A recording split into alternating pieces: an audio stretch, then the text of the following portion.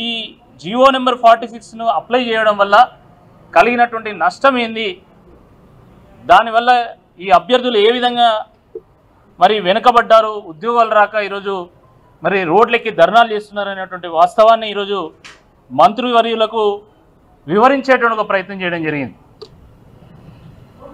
పొన్నం ప్రభాకర్ గారు రాష్ట్ర మంత్రివర్యులే కాకుండా వారు ఈ జియో నెంబర్ 46 మీద వేసినటువంటి సబ్ కమిటీలో ఒక సభ్యులు కూడా కాబట్టి వారితోని వివరంగా చర్చించడం ద్వారా సమస్యను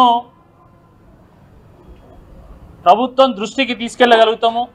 అదేవిధంగా వారు కూడా దీనికి ఒక ప్రత్యామ్నాయ పరిష్కారం చూపెడతారనేటువంటి ఒక ఆశతోనే మేము అక్కడికి వెళ్ళడం జరిగింది. మంత్రి గారు కూడా మరి సమయం ఇచ్చి ఈ అభ్యర్థుల యొక్క బాధను వినేటువంటి ఒక ప్రయత్నం చేశారు. దీంట్లో ఉన్నటువంటి టెక్నికల్ ఛాలెంజెస్ ఏంది, దీంట్లో ఉన్నటువంటి ఈ ప్రొవిజన్స్ ఏంది, వీటిని కూడా వారు సానుకూలంగా విన్నారు. మాకు ఇంకా వివరాలు కావాలి, మాకు ఇంకా ఈ జియో నెంబర్ 46 మీద పూర్తి ఐడియా రావాలి, మాకు మీరు ఏ విధంగా నష్టపోతున్నారు, దాన్ని ఏ విధంగా మనము అధిగమించవచ్చు, ఏ విధంగా మీకు న్యాయం చేయొచ్చో మాకు ప్రత్యామ్నాయ పరిష్కారాలు చెప్పండి, మార్గాలు చెప్పండి, మీరు రిటర్న్గా ఇవ్వండి, ఇంకా సపోర్టింగ్ డాక్యుమెంట్స్ కూడా మాకు ఇవ్వండి అని చెప్పేసి వారు ఈరోజు చెప్పడం జరిగింది. మీ సందర్భంగా ఒకటే విషయం చెప్తా ఉన్నాము, ప్రభుత్వము ఆ రోజు ఈ ప్రభుత్వ అధినేత రేవంత్ రెడ్డి గారు ముఖ్యమంత్రి గారు ఆ రోజు ప్రతిపక్షంలో ఉన్నప్పుడు జియో నెంబర్ 46 బాధితుల యొక్క బాధను విని తప్పకుండా ఈ జియోను మేము రద్దు చేస్తాం, మీరు కాంగ్రెస్ పార్టీకి అండగా నిలవండి, మీరు మా ప్రభుత్వాన్ని తీసుకురండి, మా ప్రభుత్వాన్ని తీసుకువస్తే తప్పకుండా జియో 46ను రద్దు చేస్తాం, మీకు న్యాయం చేస్తామని చెప్పేసి వారు హామీ ఇవ్వడం జరిగింది.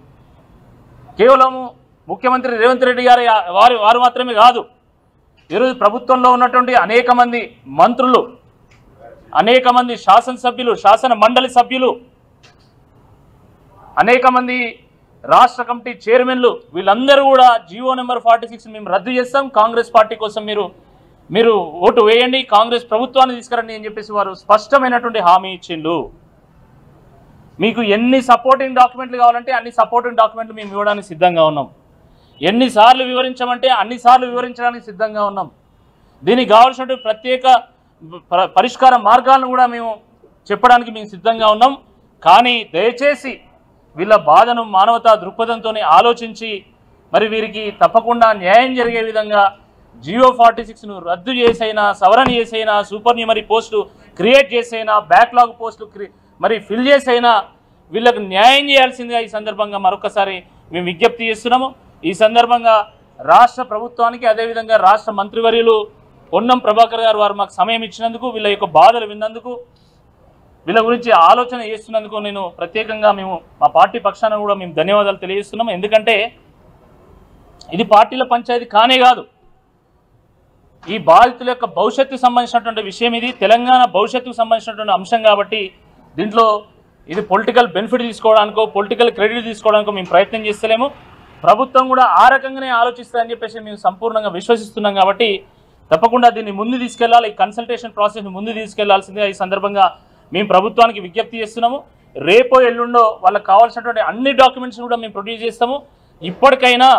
ఇప్పటికైనా ప్రభుత్వము సానుకూలంగా వివరించి మరి 19వ తారీఖు జరగబోయేటువంటి కోర్టు హియరింగ్లో అడ్వకేట్ జనరల్ గారిని హాజరు కావాల్సిందిగా ఇన్స్ట్రక్ట్ చేయాల్సిందిగా కూడా మేము విజ్ఞప్తి చేస్తున్నాము.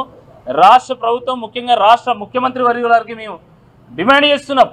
ఎందుకంటే మీరు హామీ ఇచ్చింది కాబట్టి అడ్వకేట్ జనరల్ గారు మీ ఇన్స్ట్రక్షన్ ప్రకారం నడుచుకుంటారు. సహజ న్యాయ సూత్రం ప్రకారం ఎవరికి న్యాయం జరిగితే వాళ్ళకి న్యాయం జరగనివ్వండి. కానీ మీరు వారిని కేసు హియరింగ్ అటెండ్ కాకుండా మీరు ఎందుకు అడ్డుకుంటున్నారని నేను సూటిగా ప్రశ్నిస్తున్నా.